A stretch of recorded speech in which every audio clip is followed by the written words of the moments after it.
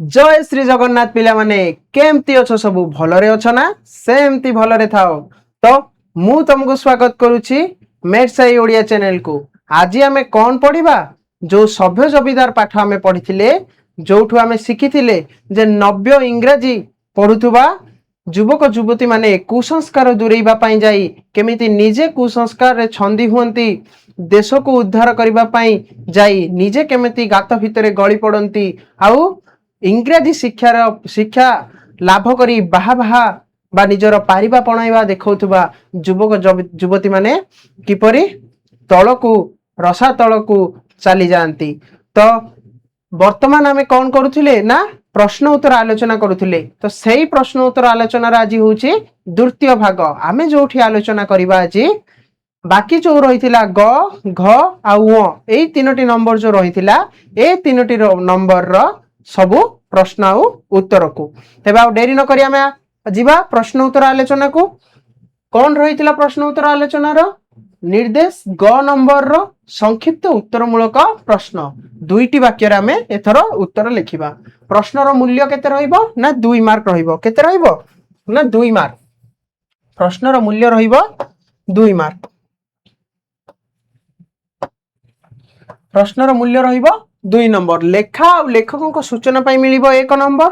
जेमिति कहि रखे प्रत्येक लेखा और लेखकों को विषय रे हमें जानिबा निहाती आवश्यक।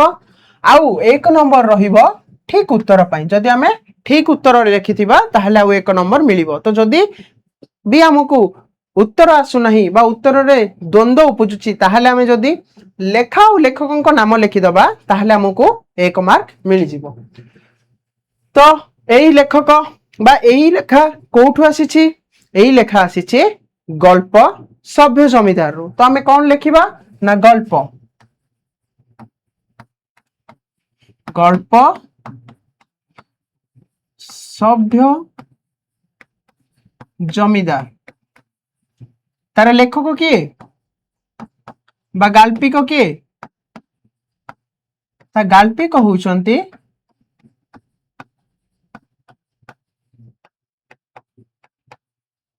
फकीर मोहन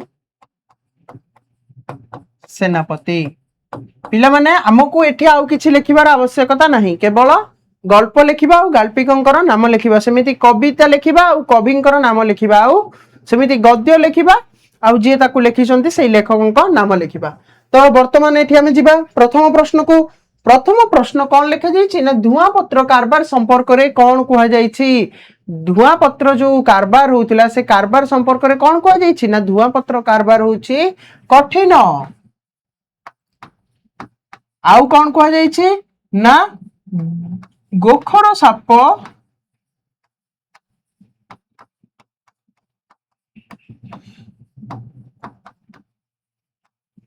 खेलाइबा सह समान बोली तुलना करा जाइथिला। तापरे जिबा द्वितीय प्रश्न को। गोपाल किपरि कलिकता जाइथिला। गोपाल किपरि कलिकता जाइथिला बोली कुहा जाइछि। गोपाल किपरि कलिकता जाइथिला ना महाजन बलराम बल जेतेबेले निज गाँ को आसीथिले सेतेबेले सिए गोपाल जेतेबेले निज जाति पिलाटा अनास्था ही बुलुछि बोली से देखिले सेतेबेले सिए गोपाल को सांगरे नै जाइथिले। तो गोपाल किपरि कलिकता जाइथिला ना महाजनक सहित। महाजन बलराम बलंक सहित ना कौन। परवर्ती प्रश्न कौन पिला माने परवर्ती प्रश्न होची कलिकता गदी रे गोपाल प्रथमे किपरि थिला। कलिकता गदी रे गोपाल किपरि थिला ना अछि तो अछि खाउछि तो खाउछि ताकू किए देखा सुना करबाकू नथिले। तो से किपरि थिला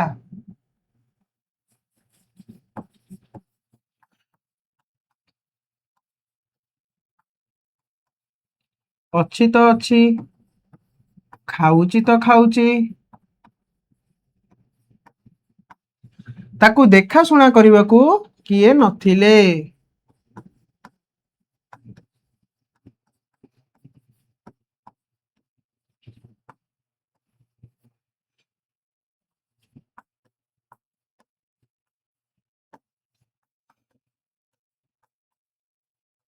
पिला माने दुईटी वाक्य रे लिखिबो मु एठी तुमको केवल शॉर्टकट रे लिखुची तमे ताकू संपूर्ण भाव रे दुईटी वाक्य बनेई लिखिबो एमिति लिखिले मार्क मिलिबो नाही तापरे कोन ना मोहर पोटला देखि गोपाल कोन करिथिला जेते बेले बाबू बलराम बळ राती 6 घड़ी हेई जिबारु हिसाब पत्र जेते बेले नथी पत्र सब छिडिला जेते बेले 6 घड़ी हेई गला सेते बेले कोन करले बाबू बलराम बळ ना से आ जानि नाहंती तांको हातरू जो अकबरी मोहर थिबा पोटलाटी गड़ी पड़ी सेटा सेठी रही जाइछि तो ताकू गोपाल कोन कला ना बाबूंको पाखकू धरी गला बाबू नथिबा देखि बाबूंको पलंकर तकिया तले रखिदेला तो मोहर पोटला देखि गोपाल कोन करिथिला ना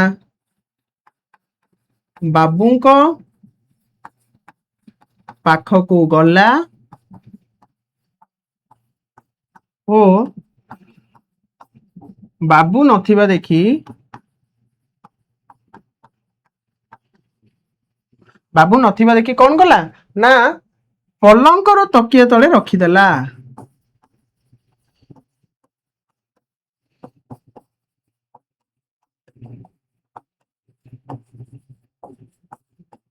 पलंकर तकिया तले रखिदेला ता परवर्ती प्रश्न कौन ना कुकुड़ा डाक आगु गदियान धार्मिक हिंदू महाजन माने कौन करिथांती जेमिति कहा जाइतिला जे तोप पड़िबा पूर्वरु गदियान हिंदू धार्मिक महाजन माने गंगा स्नान सारी विभिन्न ठाकुर ठाकुराणी दर्शन पाई जाती आउ कौन विभिन्न प्रकार ठाकुर ठाकुराणी दर्शन करी से माने फेरिला बेलकू 2 घड़ी हो जाए तो कुकुड़ा डाक आगु गदियान धार्मिक हिंदू महाजन माने गंगा स्नान करिथांती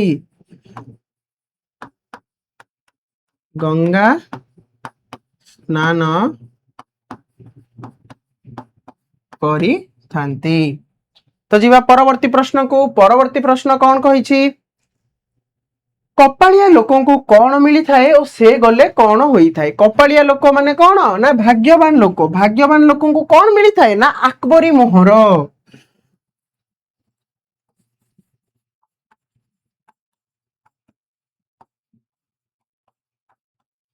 अकबरी मोहर मिली थाए आ सेईटा जदी से गला हेरी अर्थात से जेते बेले चाली गला निज पाखरु तो कौन हबो ना लक्ष्मी छड़ा होई थाए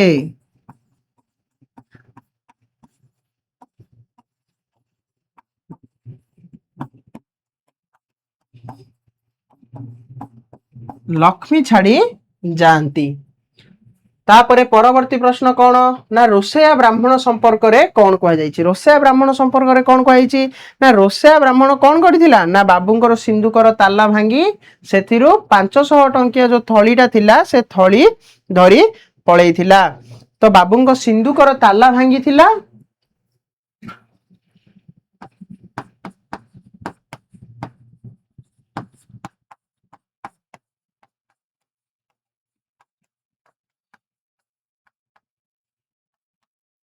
ताला भांगी सेथिरु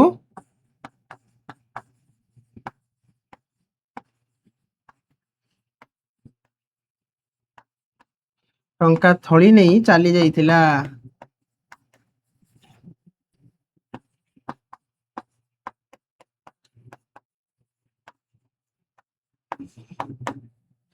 जेते बेले बाबू आउ रोसैया को खोजी माने रोसैया मिल नथिला रोसैया को खोजी थिले सेते बेले कोन देखा गला ना बाबू को सिंधुकर ताला भांगी छि आ सिटरो 5 टंकिया थळीटा नाही तापरे कोन हला ना गोपाल केमिति रांधी सिखिथिला बोली कहिछि गोपाल केमिति रांधी सिखिथिला ना जो रोसैया थिला जो पुजारी रांधु थुबा बेले ता पाखरे बसी देखि से सिखिथिला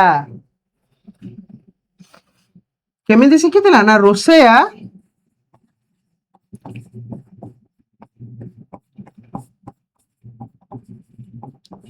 रांधु थिबा बेले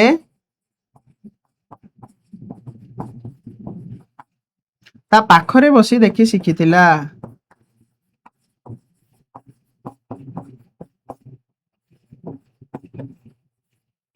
देखि शिखिथिला तापरे परवर्ती प्रश्न कौन ना बाबू बलराम गाँ को जाई प्रथमे गोपाल पई कौन करथिले जेते बेले गोपाल बाबूंकर विश्वास भाजन करथिला सेते बेले ता प्रति खुशी हेथिले आ गाँ को जाई प्रथमे कौन करथिले ନା ତା ପାଇଁ ଗୋଟେ ଘର ବନେଇଥିଲେ।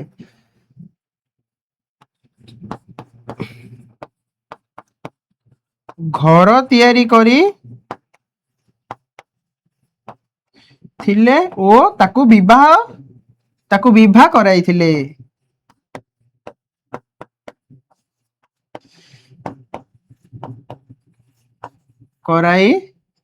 ଥିଲେ ଗୋପାଳକୁ ପ୍ରଥମେ କଣ କରିଥିଲେ ତା ପାଇଁ ଗାଁକୁ ଗଲେ ଗୋଟେ ଘର ବନେଇଥିଲେ, କିଛି ତାଲୁକ ବି କିଣିଥିଲେ, କିନ୍ତୁ ପ୍ରଥମେ କଣ କରିଥିଲେ ନା ତା ପାଇଁ ଗୋଟେ ଘର ବନେଇଥିଲେ, ଆଉ ତାପରେ ତାକୁ ବିବାହ କରାଇଥିଲେ, ତାପରେ ଯାଇ ତା ନାଁରେ ଗୋଟେ ତାଲୁକ ବା ଗୋଟେ ଅଞ୍ଚଳ କିଣିଥିଲେ, ଯୋଉଟା ସାମପୁର ତାଙ୍କ ଜମିଦାରୀ ଅଞ୍ଚଳରେ ସବୁଠୁ ବଡ ତାଲୁକ କୋଉଟା ଥିଲା ନା ସାମପୁର ଥିଲା।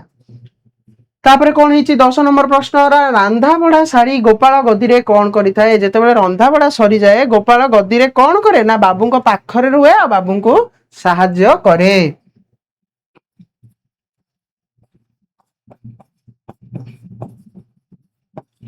ବାବୁଙ୍କ ପାଖରେ ରହେ ଓ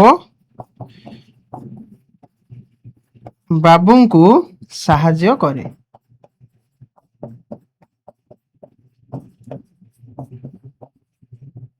ବାବୁଙ୍କୁ ବିଭିନ୍ନ ପ୍ରକାର କାମରେ କଣ କରେ ନା ସାହାଯ୍ୟ କରେ, ବାବୁଙ୍କ ପାଖରେ ରୁହେ ଆଉ ବାବୁଙ୍କୁ ବିଭିନ୍ନ ପ୍ରକାରର କାମରେ ସାହାଯ୍ୟ କରେ। ତ ଯିବା ଆମେ ପରବର୍ତ୍ତୀ ପ୍ରଶ୍ନକୁ। ପରବର୍ତ୍ତୀ ପ୍ରଶ୍ନ କଣ ରହିଛି? ପରବର୍ତ୍ତୀ ପ୍ରଶ୍ନ ରହିଛି, ଦିନ ବେଳ ଉଣ୍ଡି ମହାଜନ ବଳଙ୍କୁ ମହାପାତ୍ରେ କଣ ଜଣାଇଥିଲେ? ଦିନ ବେଳ ଉଣ୍ଡି ଅର୍ଥାତ ଦିନ ବେଳ ଦେଖି ମହାଜନ ମହାପାତ୍ରଙ୍କୁ କଣ କରିଥିଲେ ନା କହିଥିଲେ ଯେ ବେପାର ଜାଗାରେ ଲାଭ ନୁହଁ କିଣା ଜାଗାରେ ଲାଭ। ଆଜ୍ଞା ବେପାର ଲାଭ ବିକା ଜାଗାରେ ନୁହଁ କିଣା ଜାଗାରେ। କଣ କହିଥିଲେ ନା ଆଜ୍ଞା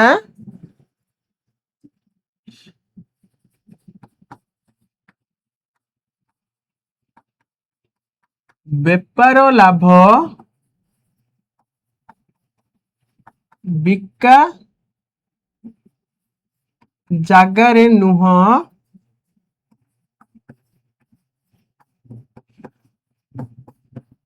କିଣା ଜାଗାରେ। କାହିଁକି ନା ସେ କହିଥିଲେ ଯେ ମଝିରେ 3 ଜଣ ଲୋକ ଲାଭ ରଖୁଛନ୍ତି ଆଉ ଆମ ପାଖକୁ ପହଞ୍ଚିଲା ବେଳକୁ ଦ୍ରବ୍ୟଟିର ଦାମ ବଢି ଯାଇଥାଉଛି, ତ ସେଥିପାଇଁ ଆମେ କଣ କରିବା ନା ଡାଇରେକ୍ଟ ଯାଇକି ସିଧାସଳଖ ଭାବରେ ଚାଷୀଠୁ କିଣିବା ବୋଲି ସେ କହିଥିଲେ।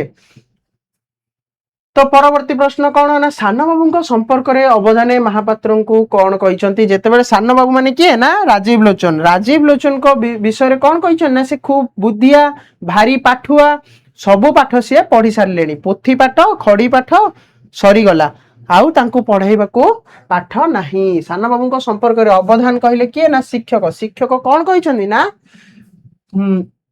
ଭାରି ଖୁବ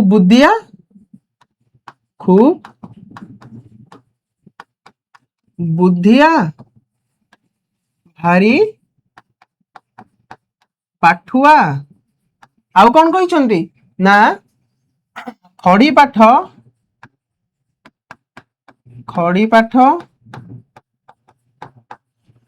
ପୋଥି ପାଠ ସବୁ ସରିଲାଣି।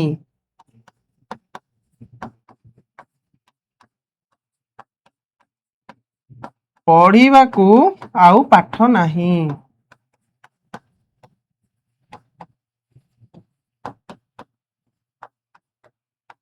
ଆଉ ପଢିବାକୁ ପାଠ ନାହିଁ, ଖଡି ପାଠ ପୋଥି ପାଠ ସବୁ ପ୍ରକାରର ପାଠ ସରିଗଲାଣି। ତାପରେ କଣ ହେଇଛି, ରାଜୀବଙ୍କ ସମ୍ପର୍କରେ ସାଆନ୍ତାଣୀ ସାଆନ୍ତଙ୍କୁ କଣ କହିଛନ୍ତି? ଅବଧାନୀ ସିଆଡେ କିନ୍ତୁ ପ୍ରଶଂସା ପାଇବା ପାଇଁ ରାଜୀବର ପ୍ରଶଂସା କରିଛନ୍ତି, କିନ୍ତୁ ନିରାଟ ସତ୍ୟ କଥା କିଏ କହିଛି ନା ମା ସାଆନ୍ତାଣୀ କହିଛି। ତ ରାଜୀବଙ୍କ କଥା ସମ୍ପର୍କରେ କଣ କହିଛନ୍ତି ନା ରାଜୀବ ବୋଲନ ମାଲି ଦିନ ସାରା ଗାଁ ଟୋକାଙ୍କ ସହିତ ବୁଲୁଛି ଆଉ ତାକୁ ତୁମେ ସାଙ୍ଗରେ ନେଇଯାଅ। ତ ରାଜୀବ ସମ୍ପର୍କରେ ମା ସାଆନ୍ତାଣୀ ସାଆନ୍ତଙ୍କୁ କହିଛନ୍ତି,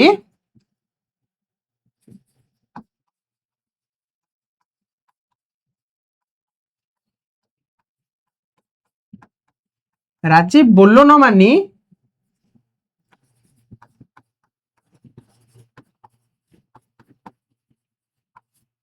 ଗାଁ ଟୋକାଙ୍କ ସହ ବୁଲୁଛି। ରାଜୀବ ବୋଲନ ମାନି କଣ କରୁଛି ନା ଗାଁ ଟୋକାଙ୍କ ସହ ବୁଲୁଛି। ମହାପାତ୍ର ବାବୁ କୋଠିର ବଡ ବଡ ସାହେବଙ୍କ ପାଖକୁ ଗଲେ କଣ ତାଙ୍କର ଅସୁବିଧା ହୁଏ? ଯେତେବେଳେ ମହାପାତ୍ର ବାବୁ ଯାଆନ୍ତି ସେତେବେଳେ କଣ ହୁଏ ନା ଇଂରାଜୀ ଜାଣନ୍ତି ନାହିଁ କି ସାହେବ ବି ଓଡିଆ ବୁଝେ ନାହିଁ, तो कौन हुंती ना भाषा संबंधी असुविधा होता है से गोटे दो भाषी नेबा जरूरी से से पुओ को कौन करुछंती ना इंग्रजी एंड्रू एकेडमी कोलकातार एंड्रू एकेडमी रे शिक्षा लाभ कराउछंती। तो महापात्र बाबू कोठीर बड़ बड़ साहेब को पाखु गले तांकर कौन असुविधा हुए ना भाषा संबंधी असुविधा हुए।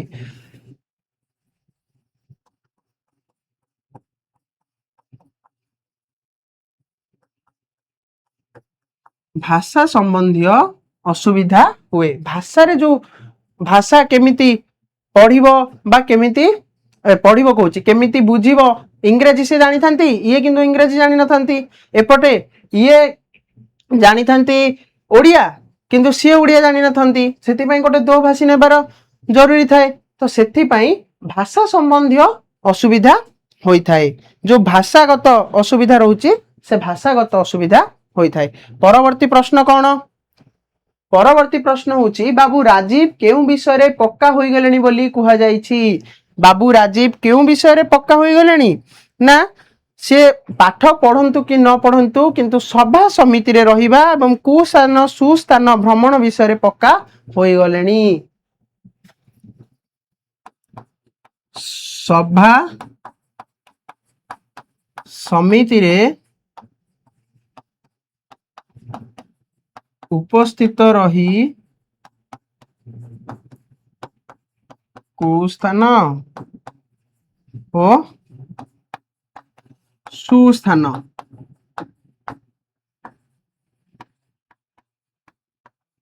भ्रमण रे पक्का हो गले बोली कुहा जाइछि।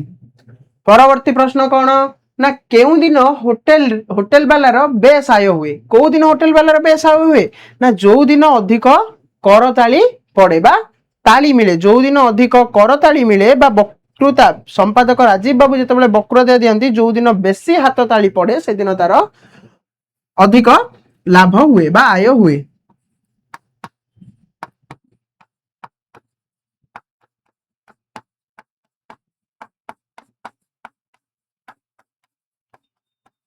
कहीं ना तार नियम कौन थिला ना सभार संपादक ही समस्त खर्च बहन करेंगे से जो दिन सभार संपादक को अधिक हाथ ताली माने भाषण रे मंत्रमुग्ध होई श्रोता माने ताली दियंती से दिन कौन करती ना सी श्रोता मान सब खर्च बहन करती से दिन होटेल वालार बेसी आय हुए। परवर्ती प्रश्न कौन ना राजीव केउ इच्छा महाजन बल को सफल करि नथिले राजीव को इच्छा को ना पिता मृत्यु पर जो विभिन्न सभा समिति करिवार इच्छा को सी कौन करथिले ना ब्राह्मण डाकी श्राद्ध करबा गोटे कुसंस्कार बोली कही विभिन्न सभा समिति करबा एवं दरिद्र मान को अर्थ बंटन करबा और डाक्तरखाना को चांदा देबा जो थिला सेटा को सी सफल करि नथिले महाजन बल सफल करि नथिले हला। तापर कौन परवर्ती प्रश्न को जीवा हमें एटा जागा नहीं से मु लेखुनी पांजिया गुमास्ता प्रजा पाठक माने नुआ जमीदार कौन करथिले पांजिया गुमास्ता कौन करथिले ना तांको स्वागत जणाइबा पई गोटे संवर्धना सभा करिबा पई से ये माने मनस्थ करथिले आ से कथा जेते बेले जानिले जे मो पई गोटे सभा होची राजीव लोचन रो मन भारी खुशी पांजिया गुमास्ता प्रजा पाठक माने नुआ जमीदार पई सभार आयोजन करथिले।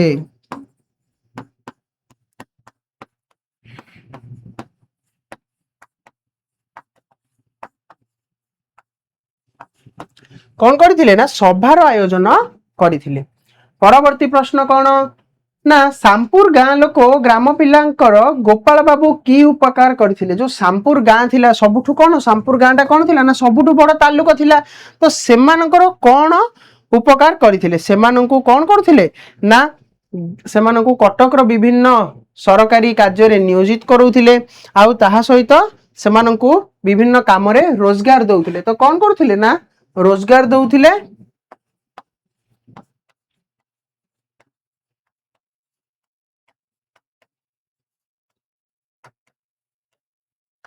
कटक रे विभिन्न काम रे नियोजित कराउथिले।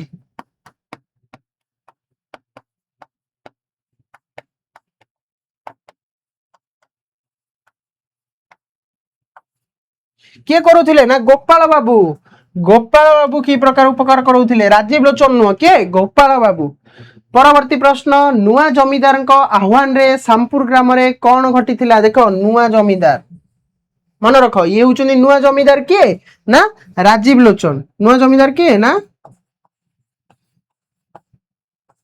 ରାଜୀବ ଲୋଚନ। ତ ଗୋପାଳ ବାବୁ କଣ? ନା ପୁରୁଣା ଜମିଦାର। ଗୋପାଳ ବାବୁ ହଉଛନ୍ତି କିଏ? ନା ପୁରୁଣା ଜମିଦାର। ତ ଗୋପାଳ ବାବୁ କଣ କରୁଥିଲେ? ନା ବିଭିନ୍ନ କାମରେ ସେ ନିୟୋଜିତ କରାଉଥିଲେ, ରୋଜଗାର ଦେଉଥିଲେ।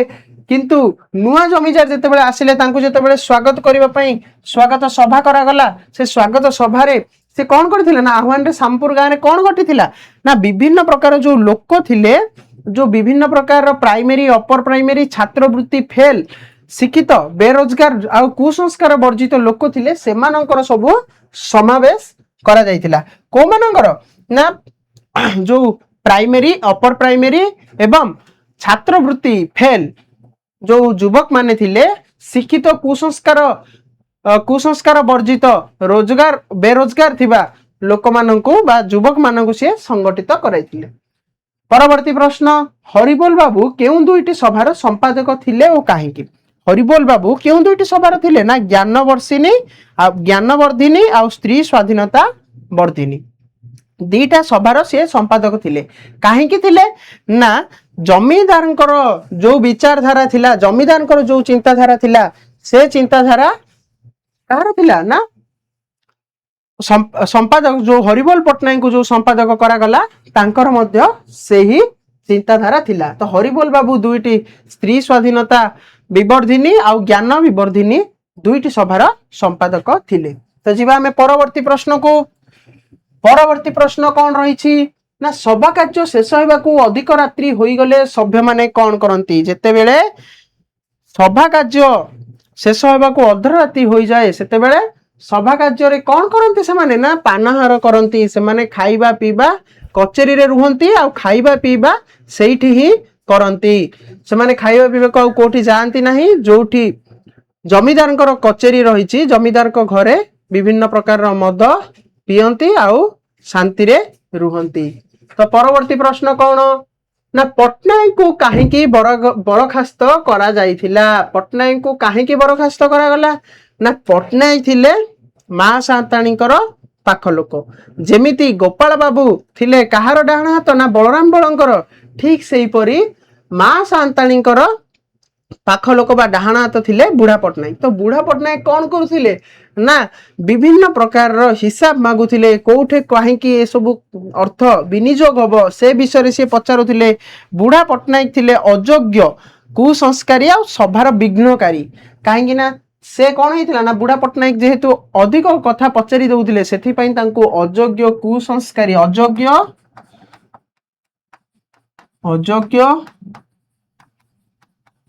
କୁସଂସ୍କାରୀ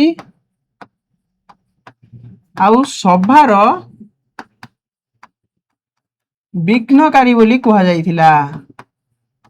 ଏଇ କଥା କହି ତାଙ୍କୁ କଣ କରାଗଲା? ନା ସଭାରୁ ଦୂରକୁ, ମାନେ ସଭାରୁ ସମ୍ପାଦକରୁ ବରଖାସ୍ତ କରି ଦିଆଗଲା। ପରବର୍ତ୍ତୀ ପ୍ରଶ୍ନ, ନୂଆ ଜମିଦାରଙ୍କ ମଙ୍ଗଳ କୃତ୍ୟ ସମ୍ପର୍କରେ ପଟ୍ଟନାୟକ ସାଆନ୍ତାଣୀଙ୍କୁ କହିଛନ୍ତି କଣ କହିଛନ୍ତି? ମଙ୍ଗଳ କୃତ୍ୟ କହିଲେ କଣ ପିଲାମାନେ? ନା ବିବାହ। ମୁଁ କହିଥିଲି ନା ମଙ୍ଗଳ କୃତ୍ୟ କହିଲେ ବିବାହ। ତ ବିବାହ ଯୋଉ କାର୍ଯ୍ୟ ଥିଲା, ସେ ସମ୍ପର୍କରେ ବୁଢା ପଟ୍ଟନାୟକ ସାଆନ୍ତାଣୀଙ୍କୁ କଣ କହିଥିଲେ? ନା କଲିକତାର କନ୍ୟାକୁ ଦେଖାଯାଉଛି, ବାବୁଙ୍କ ମତରେ ଦେଶୀ କନ୍ୟା ମାନେ ହଉଛନ୍ତି ଅସଭ୍ୟା, ସେମାନଙ୍କୁ ଠିକ ଭାବରେ ଶାଢୀ ପିନ୍ଧିବା ବି ଜଣା ନାହିଁ, ଅର୍ଦ୍ଧ ନଗ୍ନ, ଅଧା ଲଙ୍ଗଳା ହୋଇ ସେମାନେ ବୁଲୁଛନ୍ତି। ତ ସେମାନଙ୍କୁ ମୁଁ ବିବାହ କରିବି ନାହିଁ। ଗୋଟେ ଶିକ୍ଷିତ, ଉଚ୍ଚ ଶିକ୍ଷିତ ଏବଂ କୁସଂସ୍କାର ବର୍ଜିତ କନ୍ୟାକୁ ମୁଁ ବିବାହ କରିବି। ଆଉ ଯୋଉ ବିହାରର ବ୍ୟୟ ସଂକ୍ଷେପଣୀ ବିବାହ ବ୍ୟୟ ସଂକ୍ଷେପଣୀ ସଭା ଥିଲା, ତାକୁ ପଠାଯାଇଛି ଯେ କିପରି ବିବାହ କାର୍ଯ୍ୟ ହବ ସେ ସମ୍ପର୍କରେ ଜଣାଅ। ତ ଏଇ କଥା ସବୁ ସେ କଣ କରିଥିଲେ? ନା ମା ସାନ୍ତାଣୀଙ୍କୁ ଜଣାଇଥିଲେ। ପରବର୍ତ୍ତୀ ପ୍ରଶ୍ନ, ପଟ୍ଟନାୟକ ନୂଆ ଜମିଦାରଙ୍କ ବିବାହ ବିଷୟରେ ଆଉ କିଛି କହିଲେ ନାହିଁ। କାହିଁକି? ପଟ୍ଟନାୟକ ଯେତେବେଳେ କହିଲେ ଯେ ବିବାହରେ କେତେ ଜଣ ରୋଷଣୀରେ ଯିବେ, କେତେ ଜଣ କଲିକତା ଯାଉଛନ୍ତି, ସେତେବେଳେ କଣ ହେଲା? ନା ଜମିଦାର କଣ କହିଲେ? ନା କିଏ ଯିବେ କିଏ କଣ କରିବେ ସେଇ ଦାୟିତ୍व ମୋର। ବିହାରର ବିବାହ ବ୍ୟୟ ସଂକ୍ଷେପଣୀ ସଭାକୁ ଇଂରାଜୀ ଅକ୍ଷରରେ ଅଫିସିଆଲ ଚିଠି ପଠାଯାଇଛି, ସେଠୁ ଯାହା ନିଷ୍ପତ୍ତି ଆସିବ ସେ ପ୍ରକାରରେ ହେବ। ଏମିତି କହିଲେ। ଏମିତି କହିଲା ପରେ କଣ କଲେ ନା ପଟ୍ଟନାୟକ ସେ ବିଷୟରେ ବିବାହ ବିଷୟରେ ଆଉ କିଛି କହିଲେ ନାହିଁ। ଯେତେବେଳେ ଜମିଦାର ଏସବୁ କଥା କହିଲେ ପଟ୍ଟନାୟକ ଆଉ କିଛି ମୁଣ୍ଡ ପୁରେଇଲେ ନାହିଁ। ପରବର୍ତ୍ତୀ ପ୍ରଶ୍ନ, କନ୍ୟାଟିର ନାମ କଣ ଥିଲା? ବାବୁ ରାଜୀବ ସେଠି ପ୍ରତ୍ୟକ୍ଷରେ କଣ ଦେଖିଲେ? କନ୍ୟାଟିର ନାମ କଣ ଥିଲା? କନ୍ୟାଟିର ନାମ ଥିଲା ନୟନ ତାରା ଦୁଃଖ ପାସରା। ନୟନ ତାରା ଦୁଃଖ ପାସୋରା। ତ ବାବୁ କଣ ଦେଖିଲେ ନା ଯେମିତି ଗୁଣରେ ବି ସେ ସେମିତି ଉଚ୍ଚ ଶିକ୍ଷିତ। ପ୍ରତ୍ୟକ୍ଷରେ ଦେଖିଲେ କନ୍ୟାଟି ସୁନ୍ଦରୀ, ଶିକ୍ଷିତା, ସଭ୍ୟା ଆଉ କଣ ନା ସ୍ୱାଧୀନା। କନ୍ୟାଟି କଣ ଥିଲା ନା ସୁନ୍ଦରୀ, ଶିକ୍ଷିତା, ସଭ୍ୟା ଆଉ କଣ ସ୍ୱାଧୀନା। ତ ଏଇ ଯୋଉ ଚାରୋଟି ଗୁଣକୁ ଦେଖି ସେ କହିଲେ ଯେ ଝିଅଟିର ନାଁ ଯେପରି ତାକୁ ଦେଖିବାକୁ ବି ସିଏ ସେଇପରି। ତାପରେ କଣ ହେଲା 28 ନମ୍ବର ପ୍ରଶ୍ନ, ପୁଅ ବୋହୂ ନାଇଁ 27 ନମ୍ବର ପ୍ରଶ୍ନ, ନୟନ ତାରା ଦୁଃଖ ପାସରାର ବିବାହ ପାଇଁ ତାର ବାପା ମା କେଉଁ ଅସୁବିଧାରେ ପଡିଥିଲେ? ନୟନ ତାରା ଦୁଃଖ ପାସରାର ବିବାହ ପାଇଁ, କାହିଁକି ନା ନୟନ ତାରାକୁ ବୟସ ସିଆଡେ ହେଇଯାଇଥିଲା, ଏପଟେ ସିଏ ବିଳମ୍ବରେ ଜନ୍ମ ହେଇଛି। ତ ଉଭୟ ବାପା ମା ମକ୍ରା ମଲ୍ଲିକ ଓ ତାଙ୍କର ପତ୍ନୀକୁ ମଧ୍ୟ ବୟସ ହୋଇଗଲାଣି। ଝିଅ ସେପଟେ କଣ ହଉଛି ନା ପୁଅ ମାନଙ୍କୁ ଖାତିର କରୁନି। ତ ଏଇ ସବୁ ଚିନ୍ତା ଯେତେବେଳେ ତାଙ୍କ ମନରେ ପ୍ରବେଶ କରିଥିଲା ସେତେବେଳେ କଣ ହେଲା ନା ସେମାନେ ବିବାହ କରିବାକୁ ମନସ୍ଥ କଲେ। ପୁଣି ଇଆଡେ କଣ ହେଇଛି ନା ତାଙ୍କର ଜାତି କୁଳ ବିଷୟରେ କିଏ ଜାଣିନାହାନ୍ତି, ତାଙ୍କର ଗାଁ ଠିକଣା ସେ ବିଷୟରେ ମଧ୍ୟ କିଏ ଜାଣିନାହାନ୍ତି। ଏଇ ସବୁ ବିଭିନ୍ନ ପ୍ରକାର ଚିନ୍ତା ଯେତେବେଳେ ତାଙ୍କ ମନରେ ଆସିଲା, ସିଏ ଚିନ୍ତିତ ହୋଇ ବ୍ୟସ୍ତ ବିବ୍ରତ ହୋଇ କଣ ନା ଅସୁବିଧାରେ ପଡିଲେ ଯେ ଆମ ଝିଅ କିପରି ବିବାହ ହେବ। ତ ଯିବା ପରବର୍ତ୍ତୀ ପ୍ରଶ୍ନକୁ। ପୁଅ ବୋହୂ ସାକ୍ଷାତ କରିବାକୁ ଗଲା ବେଳେ ମା ସାଆନ୍ତାଣୀ କଣ କରୁଥିଲେ? ପୁଅ ବୋହୂ ଯେତେବେଳେ ସାକ୍ଷାତ କରିବାକୁ ଯାଇଛନ୍ତି, ମା ସାଆନ୍ତାଣୀ ହାତରେ ମାଳାଟିଏ ଧରି ଆଖି ବନ୍ଦ କରି ରାଧେ କୃଷ୍ଣ ହରେ କୃଷ୍ଣ ନାମ ଜପୁଥିଲେ। ତ ମା ସାଆନ୍ତାଣୀ କଣ କରୁଥିଲେ ନା ମାଳାଟିଏ ଧରି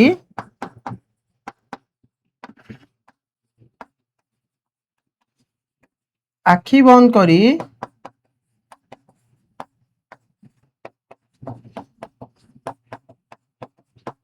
ରାଧା କୃଷ୍ଣ ନାମ ଜପୁଥିଲେ। ମା ସାଆନ୍ତାଣୀ ଆଖିଟାକୁ ବନ୍ଦ କରିକି ରାଧେ କୃଷ୍ଣ ଜପୁଥାନ୍ତି। ତମେ ଦେଖିଥିବ ତମ ଘରେ ବୁଢୀ ମା ମାନେ ହୁଅନ୍ତୁ କିମ୍ବା ଆଜିକାଲି ସମସ୍ତେ ତମ ମମି ବି ଦେଖିବ, ତମର ମାଙ୍କୁ ବୋଉକୁ ଦେଖିବ, ମାନେ ସମସ୍ତେ କଣ କରୁଛନ୍ତି ନା ରାଧେ କୃଷ୍ଣ ହରେ କୃଷ୍ଣ ଜପୁଛନ୍ତି। ତ ପରବର୍ତ୍ତୀ ପ୍ରଶ୍ନ କଣ ନା ଲେଡିଙ୍କୁ ଇନସଲ୍ଟ ବୋଲି ନୂଆ ଜମିଦାର କାହିଁକି କହିଥିଲେ? ଲେଡିଙ୍କୁ ଇନସଲ୍ଟ ବୋଲି ନୂଆ ଜମିଦାର କାହିଁକି କହିଲେ? ଯେତେବେଳେ ଉଭୟ ନବବିବାହିତ ଦମ୍ପତି ଘରକୁ ଆସିଥିଲେ ସେତେବେଳେ ଗାଁର ଭୁଆଶୁଣୀ ମାନେ କନ୍ୟା ମାନେ କଣ କରିଥିଲେ ନା ସେମାନଙ୍କୁ ମାନେ ଥାଳି ଧରି ବନ୍ଦାପନା କରିଥିଲେ। ସେତେବେଳେ ସେ କଣ ହେଲା ନା କହିଲେ କି ଯେ ଏ କୁସଂସ୍କାର ଏଗୁଡା ସବୁ ଦୂର କର, ଏମିତି କହି ଚାଲି ଯାଇଥିଲେ। ତ ଏ କଥା ଦେଖି କଣ ହେଲା ନା ଜମିଦାରଙ୍କର ପତ୍ନୀ ଅର୍ଥାତ୍ ରାଜୀବଙ୍କର ମା ବା ମା ସାଆନ୍ତାଣୀ ବିଶ୍ୱାସ ପୋଇଲିକି ଧରି ରାଧାକୃଷ୍ଣ ମନ୍ଦିରକୁ ଚାଲି ଯାଇଥିଲେ। ଆଉ ସେତେବେଳେ କଣ ହେଲା ନା ଯୋଉ ରାଧାକୃଷ୍ଣ ମନ୍ଦିରକୁ ଦର୍ଶନ କରିବା ପାଇଁ ହାତ ଧରା ଧରି ହୋଇ ରାଜୀବ ଆଉ ତାର ସ୍ତ୍ରୀ ମିଷ୍ଟର ଆଉ ମିସେସ୍ ମହାପାତ୍ର ଯେତେବେଳେ ଗଲେ, ସେତେବେଳେ କଣ ହେଲା ନା ଲେଡି ଯୋଉ ଜୋତା ହାଇ ହିଲ୍ ଜୋତା ପିନ୍ଧି କରି ଯାଇଥିଲେ, ଏ କଥା ଶୁଣି ସେ କଣ କଲେ ନା ଛୁଁ ନା କିଏ ଅଛରେ ଆକୁ ଏ ମନ୍ଦିରରୁ ବାହାର କର, ମୋ ମନ୍ଦିର ଅପବିତ୍ର ହୋଇଗଲା ବୋଲି କହିଲେ। ଏ କଥା ଯେତେବେଳେ କହିଲେ ତ ଜମିଦାର କଣ କହିଲେ ନା ଲେଡିକୁ ଇନସଲ୍ଟ ବୋଲି ସିଏ ପ୍ରଶ୍ନ କରିଥିଲେ। ତାପରେ କଣ ହେଲା ନା ନୂଆ ଜମିଦାରଙ୍କ ଶୋଇବାକୁ ବେଳ ନଥିଲା। କାହିଁକି?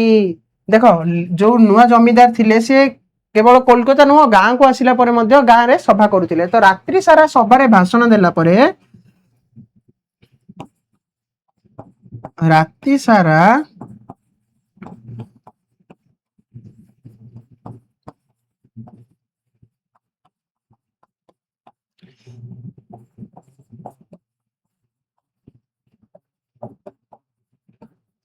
ରାତି ସାରା ସଭାରେ ଭାଷଣ ଦେଉଥିବାରୁ ତାଙ୍କ ପାଖରେ ଶୋଇବାକୁ ଆଉ ସମୟ ନଥିଲା।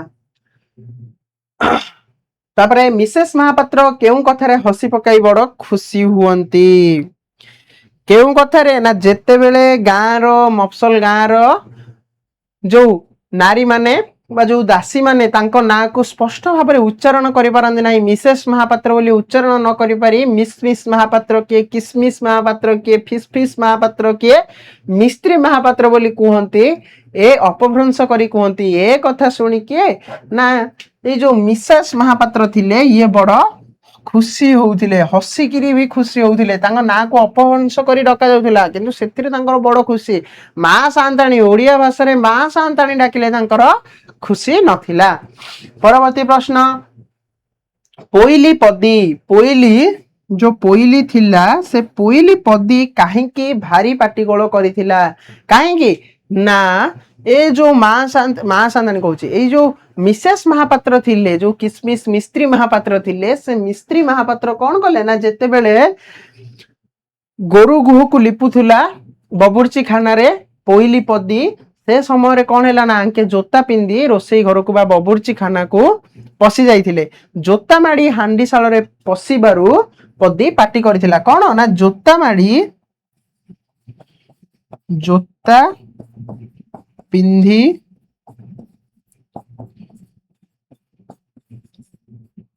ହାଣ୍ଡିଶାଳ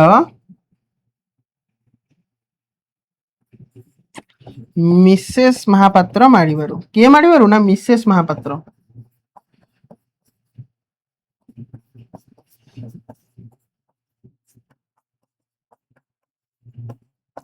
ମିସେସ୍ ମହାପାତ୍ର ଯେତେବେଳେ ଜୋତା ପିନ୍ଧି ହାଣ୍ଡିଶାଳ ମାଡିଗଲେ ସେତେବେଳେ ସିଏ ରାଗିଲା ଆଉ ରାଗିକି ପାଟି କଲା। ପରବର୍ତ୍ତୀ ପ୍ରଶ୍ନ, ସଭାର ସଭ୍ୟମାନେ ଆଉ ମିଷ୍ଟର ଓ ମିସେସ୍ ମହାପାତ୍ରଙ୍କ ନିକଟକୁ ଆସିଲେ ନାହିଁ କାହିଁକି? ଦେଖ ଏଇ ପ୍ରଶ୍ନଟା କଣ କରୁଛି ନା ବହୁତ ବହୁତ ଗୁରୁତ୍ୱପୂର୍ଣ୍ଣ, କେବଳ ପରୀକ୍ଷା ପାଇଁ ନୁହଁ, ନିଜ ଜୀବନରେ ଆଗକୁ ବଢିବା ପାଇଁ। କାହିଁକି ନା ଏଇ ପ୍ରଶ୍ନରୁ ତମେ ଶିଖିବ ଯେ ପ୍ରକୃତରେ ଲୋକମାନେ ବା ପ୍ରକୃତ ବନ୍ଧୁ ଯିଏ ପ୍ରକୃତରେ ତୁମକୁ ଭଲ ପାଏ ସେ କେତେବେଳେ ତୁମ ପାଖରେ ରୁହେ। ଯେତେବେଳେ ମିଷ୍ଟର ଆଉ ମିସେସ୍ ମହାପାତ୍ରଙ୍କ ପାଖରେ ଅପର୍ଯ୍ୟାପ୍ତ ସମ୍ପତ୍ତି ଥିଲା, ଧନ ଦୌଲତ ଭର୍ତ୍ତି ହେଇଥିଲା, ଯେତେବେଳେ ସେ ମାଗଣାରେ ଲୋକମାନଙ୍କୁ ଖାଇବାକୁ ପିଇବାକୁ ଦଉଥିଲେ, ସେତେ ଯାଏ ଲୋକ ତାଙ୍କ ସାଥିରେ ଥିଲେ। ତାପରେ ସମସ୍ତେ ତାଙ୍କଠୁ ଦୂରେଇ ଗଲେ। କେତେବେଳେ? ଯେତେବେଳେ ତାଙ୍କ ପାଖରେ ଆଉ କିଛି ପଇସା ଟଙ୍କାଟେ ବି କାଣିଚାଏ ଟଙ୍କାଟେ ବି ରହିଲାନି, ଯେତେବେଳେ ତାଙ୍କର ସବୁ ସୁନା ଗୁଡାକ ପିତ୍ତଳ ବୋଲି ଜଣା ପଡିଲା, ଯେତେବେଳେ ଡିକ୍ରିଆରୀ ପିଆଦା ଆସି ତାଙ୍କୁ ଜୁଲମ ମସୁଲ କରିବା ପାଇଁ ଚେଷ୍ଟା କଲା, ସେତେବେଳେ ତାଙ୍କ ପାଖରେ ଆଉ କିଏ ରହିଲେ ନାହିଁ କି କିଏ ଆସିଲେ ନାହିଁ। ପୁଣି କଣ ନା କୁସଂସ୍କାର ବର୍ଜନ ନାଁରେ ସେମାନେ ଯେହେତୁ ମିଷ୍ଟର ଆଉ ମିସେସ୍ ମହାପାତ୍ରଙ୍କ ସହିତ ଥିଲେ, ବହୁତ କଷ୍ଟରେ ସେମାନେ ଗାଈ ଗୋବର ପାଣି ପିଇ ଜାତିକୁ ଉଠିଥିଲେ, ସେଥିପାଇଁ ସେମାନେ ଆଉ ଦୁର୍ବାର ବା ଦ୍ୱିତୀୟବାର ତାଙ୍କ ପାଖକୁ ଆସିଲେ ନାହିଁ। ଆମେ ଯିବା ତାହେଲେ ପରବର୍ତ୍ତୀ ପ୍ରଶ୍ନକୁ। ପରବର୍ତ୍ତୀ ପ୍ରଶ୍ନ କଣ ରହିଛି ଏଠି? ବୋଧେ ଘ ବିଭାଗର ସମାପ୍ତି। ପରବର୍ତ୍ତୀ ପ୍ରଶ୍ନ ହଉଛି ଘ ବିଭାଗ। ଘ ବିଭାଗ କଣ ନା ସଂକ୍ଷିପ୍ତ ଉତ୍ତରମୂଳକ ପ୍ରଶ୍ନ। ଆମେ କଣ କରିବା ନା 30ଟା ଶବ୍ଦରେ ଉତ୍ତର ଲେଖିବା। ଲେଖା ଆଉ ଲେଖକଙ୍କ ସୂଚନା ପାଇଁ ରହୁଛି 1 ନମ୍ବର, ଆଉ ଠିକ ଉତ୍ତର ପାଇଁ ରହୁଛି 2 ନମ୍ବର। ତ ଆମର କାମ ହଉଛି ବର୍ତ୍ତମାନ ଆମେ ପ୍ରଶ୍ନ ଉତ୍ତରକୁ ଆଲୋଚନା କରିବା। ଏଠି ତ 30ଟି ଶବ୍ଦ ଦେଇ ଲେଖି ହବ ନାହିଁ। ତମ କାମ ହଉଛି ତମେ ମୁଁ ଯାହା କହୁଛି ଆଉ ତମେ ଯାହା ବୁଝିଛ ତାକୁ ନେଇ ସଠିକ ଉତ୍ତର ଲେଖିବ। ଯାହା ବି ତମର ଡାଉଟ ରହୁଛି, ଯୋଉ ପ୍ରଶ୍ନଟା ଡାଉଟ ରହୁଛି ଯେ କମେଣ୍ଟ ସେକ୍ସନରେ ଜଣେଇବ, ସାର୍ ମୋର ଏ ନମ୍ବରର ଏଇ ପ୍ରଶ୍ନଟା ଡାଉଟ ରହୁଛି। ତ ଯିବା ପ୍ରଥମ ପ୍ରଶ୍ନକୁ। ଘ ନମ୍ବରର ଲେଖକ କିଏ ଆଉ ଗଳ୍ପ କଣ ନା ଗଳ୍ପ ସଭ୍ୟ ଜମିଦାର।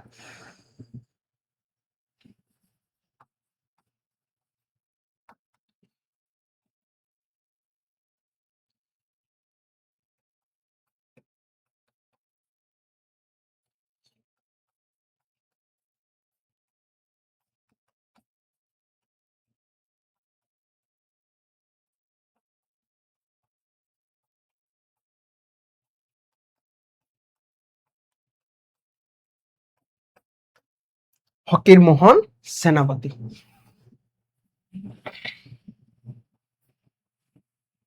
ତ ଯିବା ପ୍ରଥମ ପ୍ରଶ୍ନକୁ।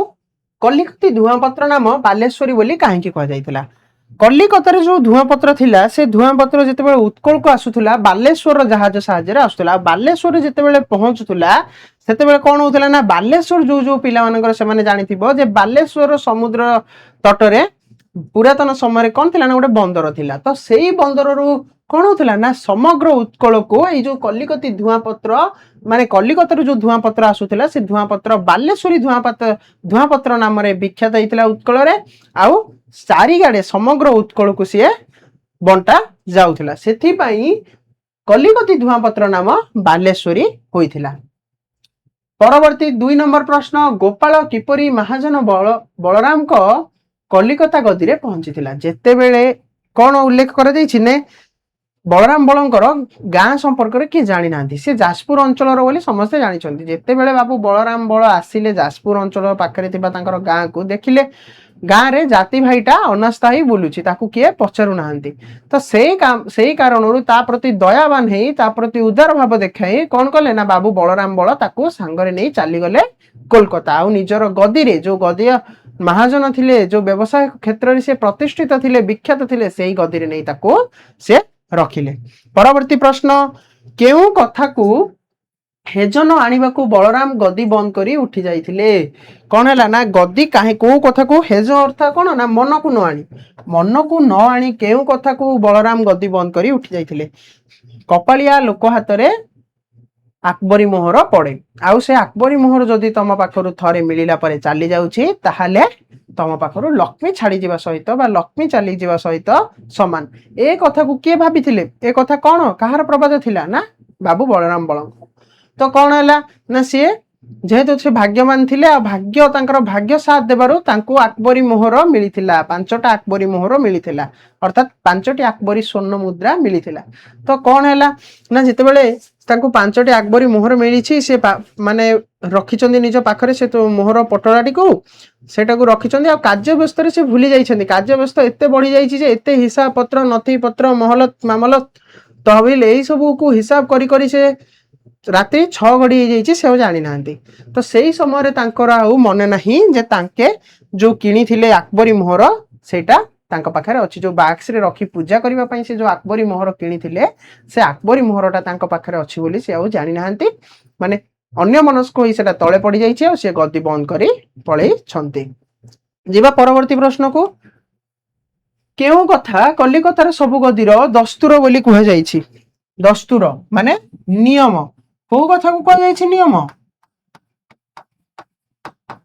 କୋଉ କଥା ଗୁଡାକୁ ନିୟମ କୁହାଯାଇଛି ଯେ ଗଦିଆନ ମହାଜନଙ୍କ ସମ୍ମୁଖରେ ଗୋଟେ ହୁକାର ବିଭିନ୍ନ ପ୍ରକାର ହୁକାର ରହିବ ଯେମିତି 2 କଉଡ଼ି କଣା ବ୍ରାହ୍ମଣ ହୁକା କାୟସ୍ଥ ହୁକା ନବଶାଖ ହୁକା ଆଉ କଣ ଯୋଉ 2 କଡ଼ା କଉଣି ବନ୍ଧା ବ୍ରାହ୍ମଣ ହୁକା ଏଗୁଡାକ ସବୁ କୋଉଠି ରହିବ ନା କଂସା ବୈଠକରେ ଥୁଆ ହୋଇଥିବ ତାଙ୍କର ସମ୍ମୁଖରେ ଥୁଆ ହେଇଥିବ ଏଇଟା ହଉଛି ସବୁ ଗଦିର ନିୟମ ଯେମିତି ଆମେ ଘରକୁ ଆସିଲେ ଅତିଥି ମାନଙ୍କ ସମ୍ମୁଖରେ ନେଇ କିଛି ଖାଇବା ଥୁଅନ୍ତି ବା ପିଇବା ପାଇଁ କିଛି ପାନୀୟ ଥୁଅନ୍ତି ତ ଠିକ ସେଇପରି ତାଙ୍କ ଆଗରେ ହୁକ୍କା ଥୁଆ ଯାଇଥିବ।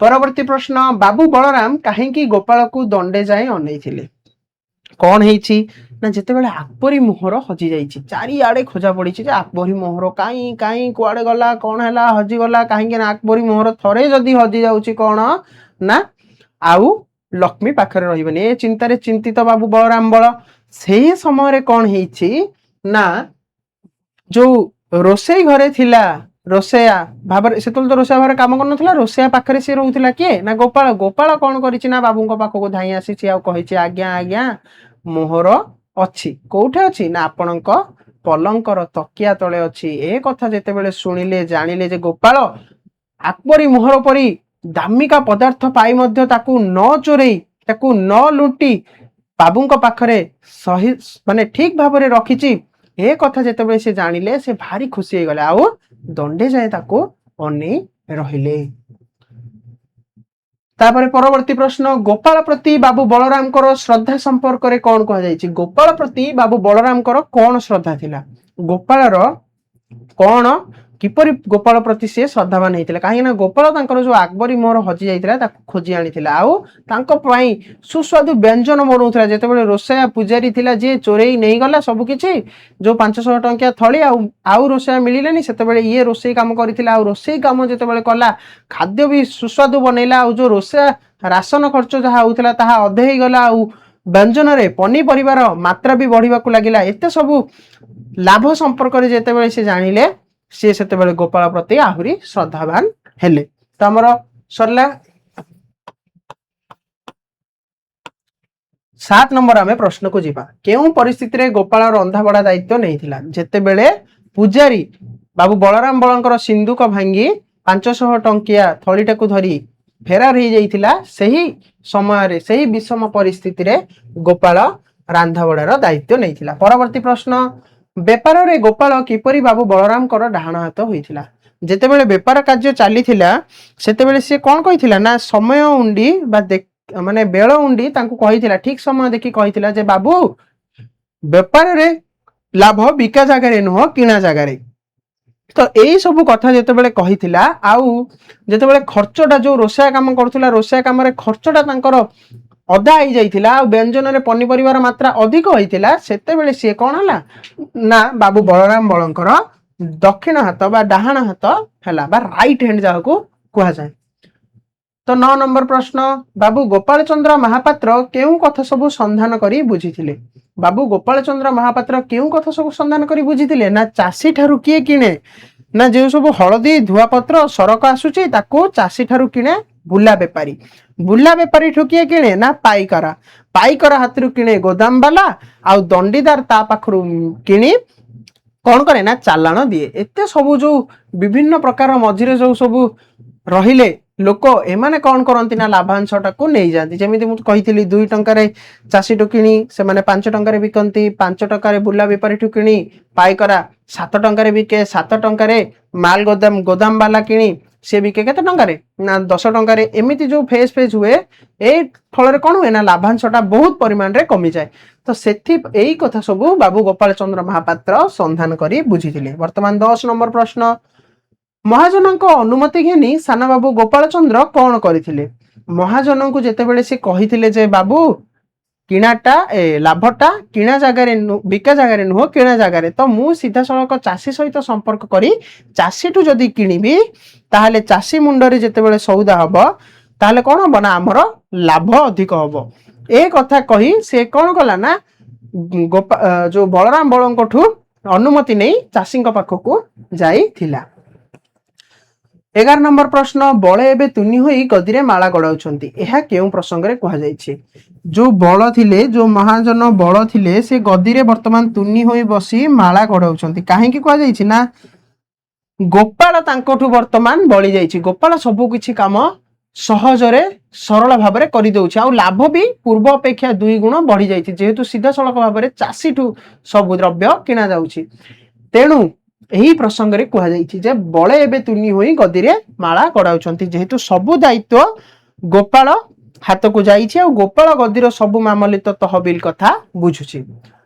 12 नंबर प्रश्न कौन ना राजीव को संपर्क रे असल कथाटी कौन थिला देखो राजीव किए ना महाजन गोपाल चंद्र महापात्र को पुओ असल कथाटी कौन थिला दीटा कथा देखो राजीव को संपर्क रे असल कथा जेते बेले महाजन गाँ को जाइथांती अवधान कौन कहले ना जे आपण को पुओ भारी पाठुआ खूब बुद्धिया खड़ी पाठ पोती पाठ सबू पढ़ी सारे पढ़ी से सबू पढ़ी सारे पढ़ेगा पाठ नहीं से पढ़ा भी पाठ नहीं तो यही सब कथा जिते सी कहले तो ये खुशी 5 टंका आउ जथा गोटे उपहार स्वरूप पुरस्कार स्वरूप प्रदान कले किंतु असल कथाटी कौन थिला ना पुओ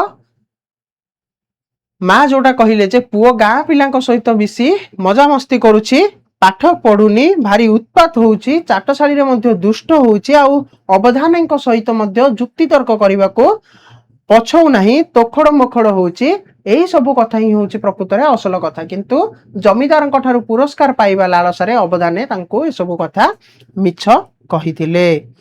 जीवा परवर्ती प्रश्न को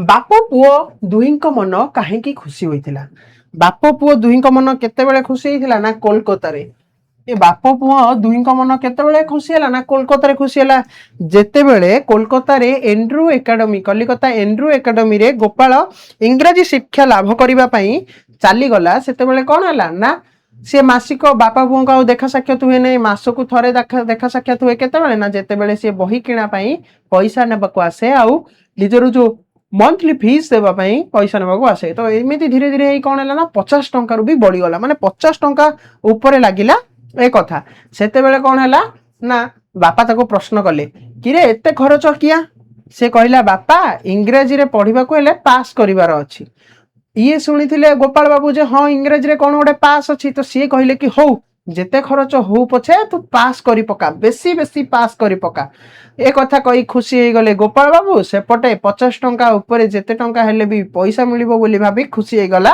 राजीव लोचन तो उभय बापा पुओ एथि पई खुशी हेतिले तो परवर्ती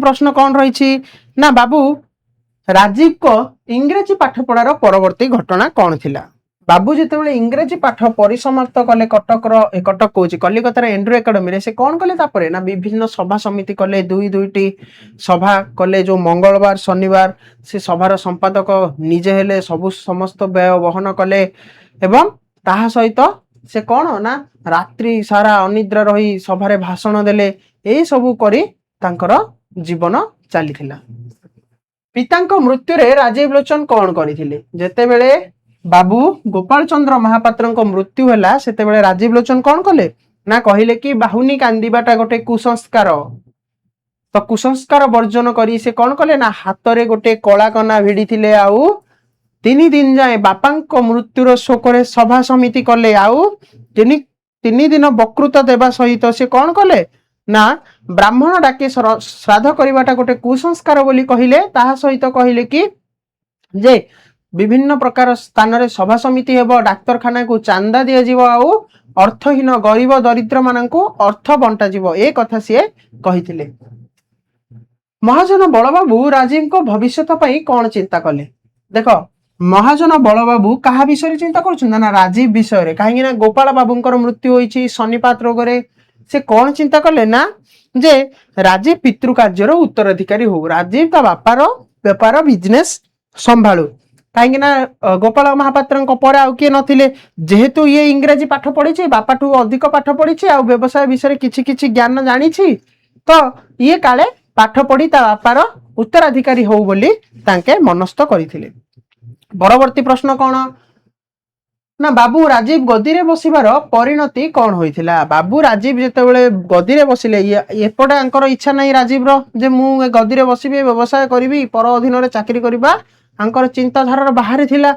तो ये कौन कले ना गदी रे बसिबा परे आउ किछि मध्य बुझिले नाही मंगलवार और शनिवार जो दुईटी सभार से संपादक थिले से संपादक दायित्व तुले भाई से कौन करंती ना राति रे चली जाउथिले एई सब कथा जेतेबेले से जानिले तो कौन हला ना पाइटी करबाकू मना करिदेले बाबू बलराम बल तो Sarila 13 number 14 number 15 number 16 number 17 number वर्तमान आमे जीवा 18 नंबर को बाबू राजीव को मन रे केउ कथाटा लाखि जाइथिला जेतेबेले गोटे सभा चलीथिला जेतेबेले गोटे सभा चलीथिला से सभा रे कोहा गला जे जहा पाखरे धन अछि ज्ञान अछि से चाकरी करिबाटा पर अधीन रे ता जीवन धिक धिक बोली कोहा जाइथिला काहे कि ना जदि जमीदार घर पुओ हेतिबो किंबा ज्ञानी हेतिबो धनी हेतिबो से जदि पर अधीन रे चाकरी करिवो ता जीवन तुच्छ होई जिवो बोली कोहा जाइथिला ए कथरा कोन हैला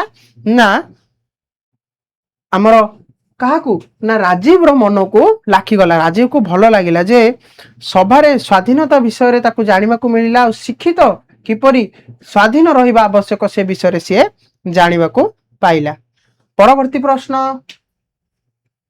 रंगाधर महांती को संपर्क रे कौन कहा जायछि रंगाधर महांती किए थिले रंगाधर महांती होउछंती जमीदार को जे गादी रे बसैथिले नुआ जमीदार को जे गादी रे बसैथिले आउ तालुका किण दिन ठारू से सेड पांजिया काम रे नियोजित थिले आउ सीए थिले कहार ना विश्वासी आउ सांताणीकर डाहाण हाथ सांताणीकर डाहाण हाथ मु से पूर्व जेतेबेले कहली जे सांताणीकर डाहाण हाथ थिले किए ना बुढ़ा पट्टनायक नुह बुढ़ा पट्टनायक नथिले सान्ताणी डाहाण हाथ थिले रंगाधर महांती।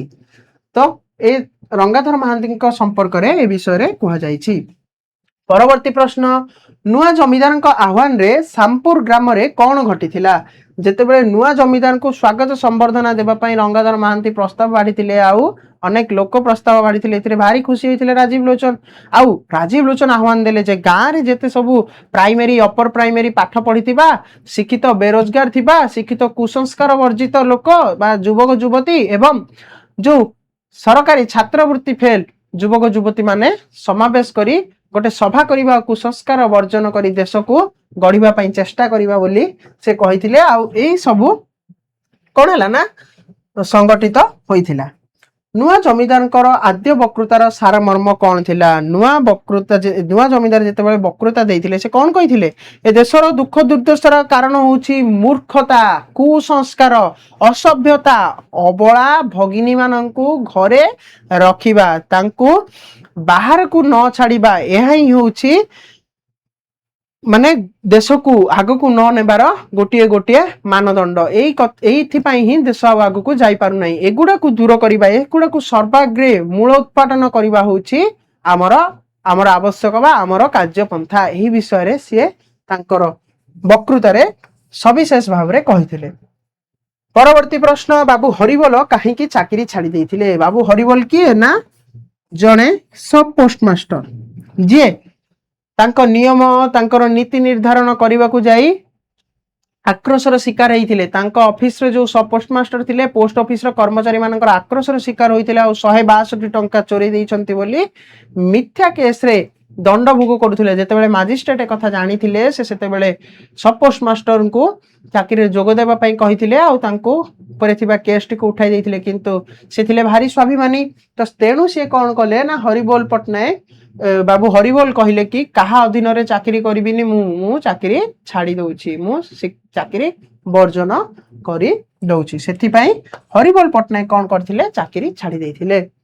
परवर्ती प्रश्न हरिबोल बाबू कहार संपादक होइथिले और तांको दायित्व रे सभा कार्य किपरि चलीथिला हरिबोल बाबू कहार संपादक होइथिले ना ज्ञानवर्धिनी और स्त्री स्वाधीनता विवर्धिनी दुईटी सभा जो गाँ रे बना जाइथिला सेही दुईटी सभार संपादक होइथिले और तांको दायित्व रे सभा कार्य खूब सुंदर भाव रे चालुथिला काहेकि ना सभा कार्य जदि शेष होबा को रात्रि हो जाउथिला तो कचेरी घरे सभार सदस्य मानक पई पान और भोजन खाइबा और पीबार समस्त बंदोबस्त से कराई दउथिले।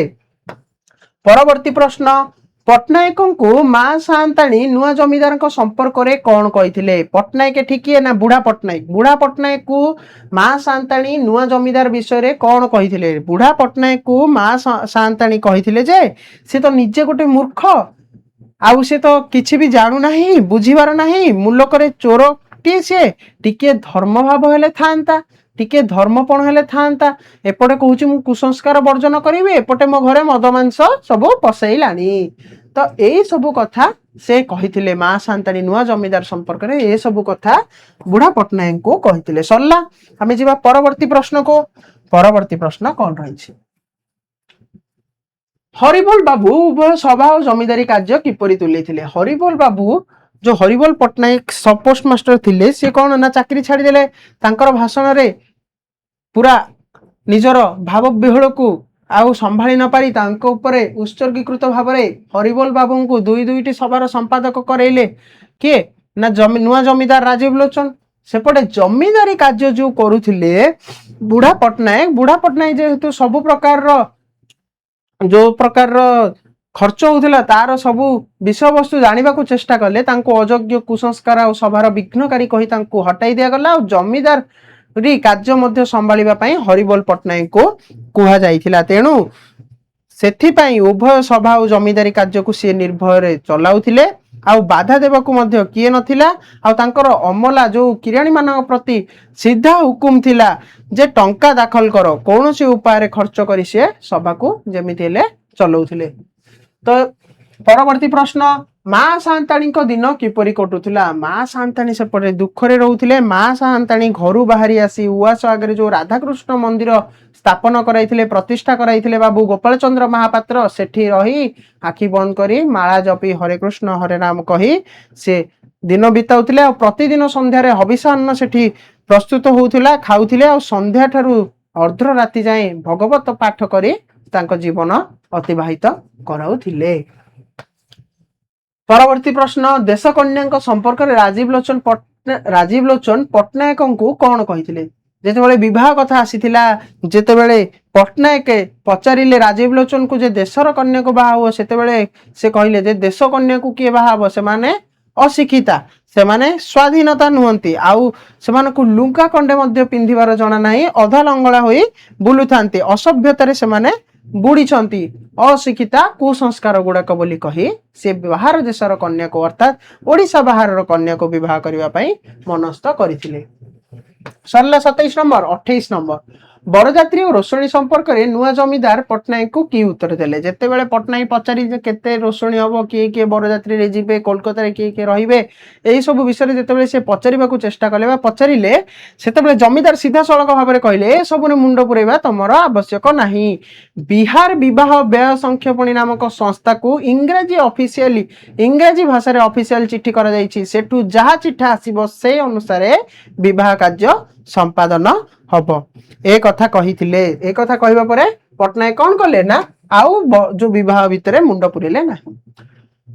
खदिरपुर गार्डन रिच रे विवाह घर प्रस्तुति किपरि थिला खदिरपुर गार्डन रिच रे कोन हितला ना शह शह लंठन लागिथिला लागुथिला सते जेमिति दिन आलुओ भली अनुभूत होउथिला आउ ता सहित कोन होउथिला ना खाइबा पीबा विभिन्न प्रकार व्यंजन होइथिला लागुथिला सते जेमिति ओडिसा को गोटे रजा पुअर विवाह चली दुई तरफा कौन खेमटा नाच होता जो कोरापुटर आदिवासी मानकर लोक नृत्य जी कोरापुटर थी से जानी तो कोरापुटर लोक मानकर जो नृत्य खेमटा नृत्य दुई पटे दुई तरफा होता सहित शह शह लंठन आलुओ लगी विभिन्न प्रकार खाद्य पेय होता तले गालीचार सतरंजी बिछा जाइथिला एही सबु विभिन्न प्रकार पाट पटुआर रे विवाह चली 30 नंबर प्रश्न केउ कथारे कन्यार बापा माँ किछि करि पारु नथिले कोउ कथारे कन्यार बापा माँ किछि करि पारु नथिले जदियो सेमानक पाखरे पैसा नथिला जदि सेमानकर जाति कुल आउ गाँ विषय ठिकणा विषय किए जानी नथिले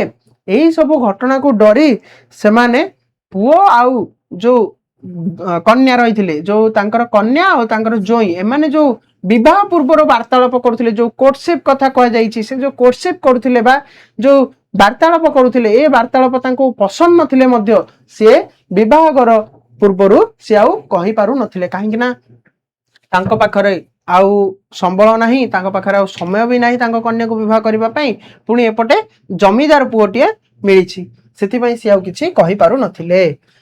कन्यार बापा मां संपर्क में लेखक की परिचय पाइथिले कन्यार बापा मां संपर्क में लेखक परिचय पाई नथिले किंतु लेखक लिखिचंती जे गाल्पिक सबुबले सत्यर अनुसंधान रे थाए अनेक संधान कला पर से कौन जानिले ना कन्या जो नयनतारा दुख पासरा थिला ता बापा होउछंती मकरा मल्लिक आसाम रो चाहा बगीचा रे बबुर्ची खाना रे जने कर्मचारी भाव में नियोजित होइथिले दीर्घ वर्ष चाकरी कला परे तांकू खानसामागिरी अर्थात रोषा भाव में नियोजित कराला तो सेई कथा जानी तो जेहेतु मकरा मल्लिक रो जाति कुल गोत्र कथा किए जानी नथिले तो सी कौन कला ना से गोटे चाकराणी को सी विवाह करिथिला काहाकू ना सेही बगीचार गोटे चाकराणी बा कुलियाणी को विवाह करिथिला और कुलियाणी को विवाह करिला और बहु वर्ष पर मध्य तार संतान संतति होई नथिले सेति पई से विभिन्न प्रकार देवा देवी को पूजा अर्चना करी विभिन्न प्रकार पूजा पद्धति करी दीर्घ 30 वर्ष पर कन्या संतानटिए लाभ कला जार ना हैला नयनतारा दुख पासरा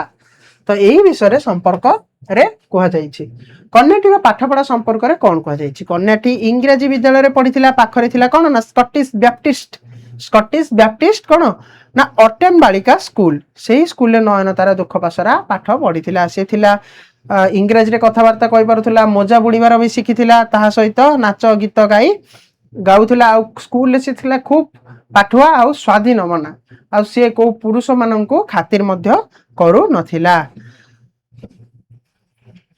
परवर्ती प्रश्न मैनेजर हरिबोल बाबू खर्च टंकार हिसाब दे पार नथिले काहेकि मैनेजर हरिबोल बाबू काहेकि खर्च को खर्च टंका ना विवाह रे जो टंका खर्च होइतिला से विवाह खर्च टंकार हिसाब काहेकि दे पारि नथिले काहेकि ना ये जो विभिन्न प्रकार काम बुड़ी रोते जो विवाह समय नाना कार्य व्यस्त रोते जमीदार स्वास्थ्य निमंते सभ्य देश नियम अनुसार पानरु मात्र किछि बळी पड़ू खर्च टंकार हिसाब रखा पाखरे आउ बेल पाई नथिला तेणु से कौन कले ना से हिसाब रखी नथिले।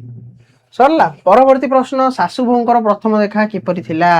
सासु आ बोहू माने माँ शांताणी और मिसेस महापात्र कर देखा साक्षात किपरि हला। प्रथम दिन तो तांका भितरे माड़ोळ होइतिला माँ शांताणी घर पळैथिले तो तापरे कौन हैला ना जेतेबेले द्वितीय दिन दुई जण मिसेस आ मिस्टर महापात्र हाथ धरिकी चलिले माँ शांताणी को देखा देबा पई तो माँ शांताणी उआस सम्मुखरे थिबा राधाकृष्ण मंदिर रे आखि बंद करी माला जपाई राधाकृष्ण जपुथिले। ये जितेबाला लेडी जोता ठक ठक करी पहुंची गले से चमकी पड़ी देखला बेल को ये लेडी जोता पिंधि मंदिर भितर प्रवेश करिसेंती सेठी से चित्कार करी कहले जे छूना छूना छूना ए की अछरे आकु नहीं जाओ ये मो मंदिर अपवित्र करिदेला। ए कथा एही परि भाबरे तांको दुई जनकर देखा साक्षात होइथिला। परवर्ती प्रश्न मिसेस महापात्रंको केउ कथारे दासीपदी एकमुहा होई चली जाइथिला। मिसेस महापात्रंकर केउ कथारे मिसेस महापात्र जेतेबेले बबुर्ची खाना तदारक करबा पई गले आउ पोइली बा दासी पदी बसी गोरु गुहरे से जो चुलीटा को लिपुथिला आउ से गंधरे से अतिष्ठ होई पड़िथिले आउ गाली करिथिले सेतेबेले जो आलो मालो बोपालो किए अछलो देखलो जोता माणी हांडी साल रे पसी गला एई विषय जेतेबेले से कहिला सेतेबेले से कौन कले ना कन्ना खंडे को मुह को फोपाड़ी देई से दासी पदी एक मुहा होई चली गला। मिसेस महापात्र बबुर्ची खाना रे कौन सब करथिले। मिसेस महापात्र जेतेबेले बबुर्ची खाना रे पहुंचिले गोबर लिपा को देखि से रागी गले आउ से सेतिरे अतिष्ठ होई गिरी से कौन कले ना बादी करी पके तंदे हाथ रे पाटी देई से आगु को गले हेरी आउ मिसेस महापात्र बबुर्ची खाना रे आउ कौन कले ना जो फिनाइल 7-8 बोतल पकेले आउ कहले कि बबुर्ची खाना रे केबे मध्य गोरु गुह लिपा जीवो नाही। सरिला वर्तमान 36 नंबर प्रश्न घ विभाग रो सब प्रश्न उत्तर आम आलोचना कले ग विभाग रो सब प्रश्न आलोचना कले वर्तमान होची व विभाग। तो तमे समस्त जानिछ व विभाग प्रश्न उत्तर किपरि आमे आलोचना करंती तो एइटा होची तमरो काम। व विभाग प्रश्न उत्तर को आलोचना करिवा प्रश्न संपर्क रे संक्षिप्त भाव रे मु कहि देबी ताकू सविशेष भाव रे संपूर्ण भाव रे लेखिबा काम होची तमरो ताकू लेखि कमेंट सेक्शन रे जणैबो जार लेखा भलो हला ता पाई मु गोटे कविता लिखिबी।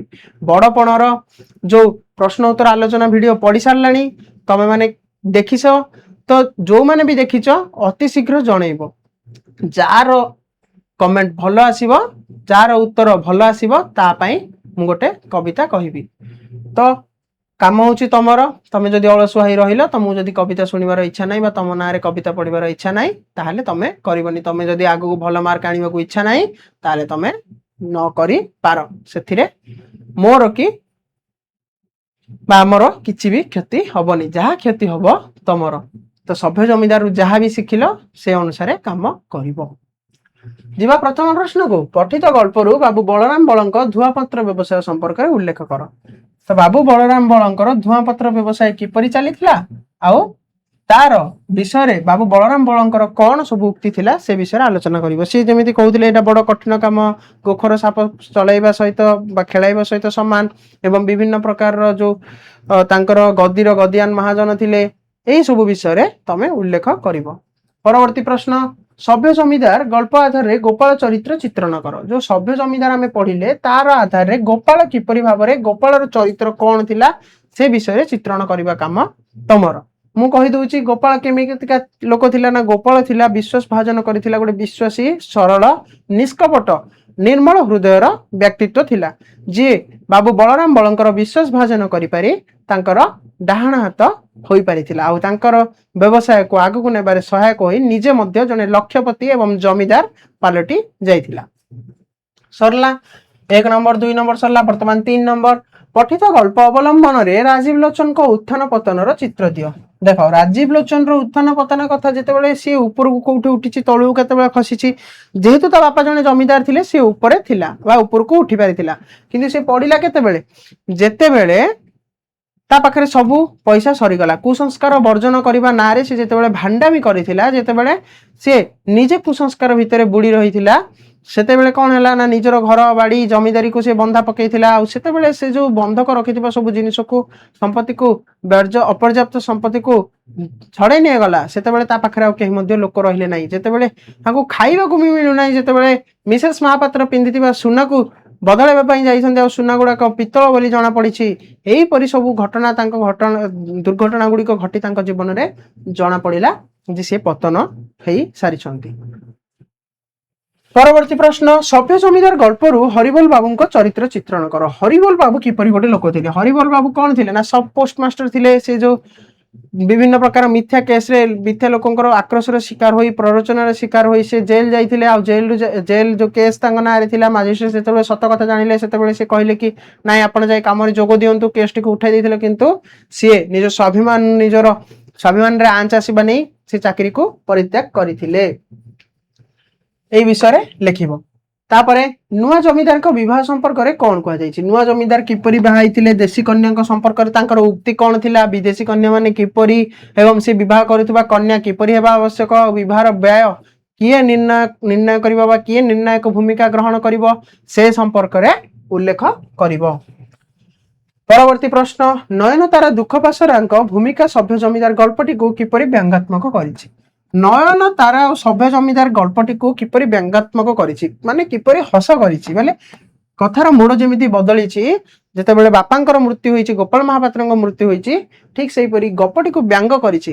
नयन तारा दुख पासरा कुआडु थिला कोन हैला से आसिला बाहाला राजीव लोचन सहित पुणी राजीव लोचन को सहित मिसी जे शिक्षिता आधुनिका नारी भाली जे निजको पारिबा पणिया को देखौथिला से केमिति शेष मुहूर्त में पिंधिथिबा सुना भी पित्तल बाहरिला आउ निज ना को अपभ्रंश करी डाकिबारे जे आनंद पाउथिला एवं सम्मान सूचक ओडिया शब्द को जे ग्रहण करबा को चाहू नथिला एही परि जो व्यंगात्मक कथा गुडी को आमे पढिचे सेही विषय रे तमे उल्लेख करिवो।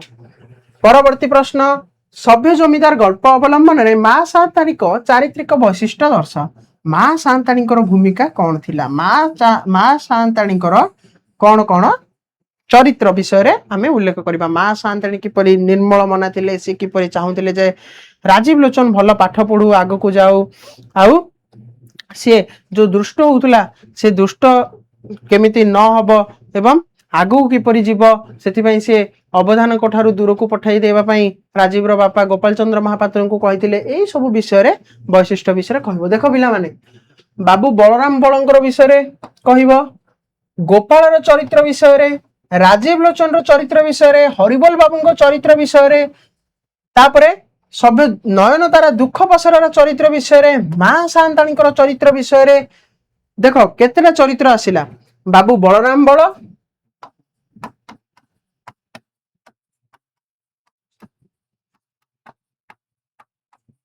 तापर किए आसिले गोपाल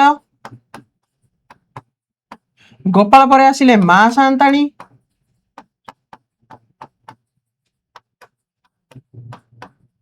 मां सांताणी पर किए आसिला राजीव लोचन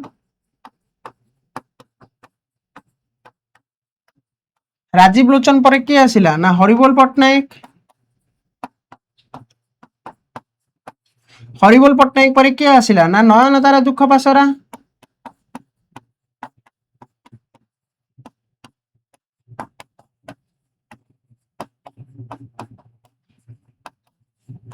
नयन तारा दुख पासरा ठीक गप कौन है समाप्त हो।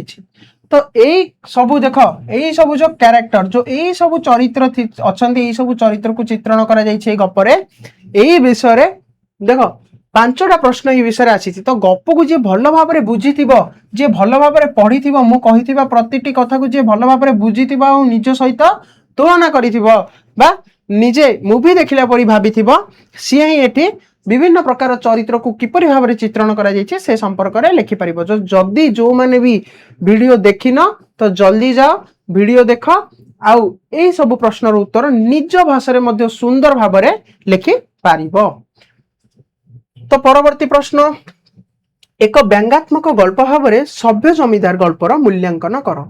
देख पिला माने सभ्य जमीदार गल्प को व्यंगात्मक गल्प भाव में आम मूल्यांकन करवा किंतु सभ्य जमीदार गप हूँ गोटे सचेतन एवं समालोचना भित्तिक गप बोली कहुई पारे कहीं एठी से सचेतन कराउछंती फकीर मोहन सेनापति जदिओ व्यंगात्मक भाव में उपस्थापना करिसंती किंतु सचेतन मध्य कराउछंती जे कुसंस्कार दूर करने को जाई आमे केमिति कुसंस्कार रे लिप्त रुहंती देश को उन्नति अभिमुखे नहीं आमे केमिति देशर अवनति रे भागीदारी हुअंती एही संपर्क से उल्लेख करिसंती तो सेही सबु कथा को नहीं व्यंगात्मक भाव में गल्पर मूल्यांकन करिवो तो गल्पर व्यंगात्मक केते रहितिला केते तुमको मजा लागितिला गपटा सेही विषय तुम उल्लेख करिवो को विषय को चरित्र तुमको व्यंगात्मक भाव में देखा गला सेही सब विषय उल्लेख करिवो।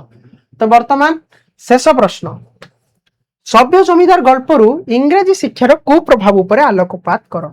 सभ्य जमीदार गप जहाँ नहीं जो विषय को पाथेय करी लिखा जाइछि सी होछि इंग्रेजी शिक्षार कुप्रभाव।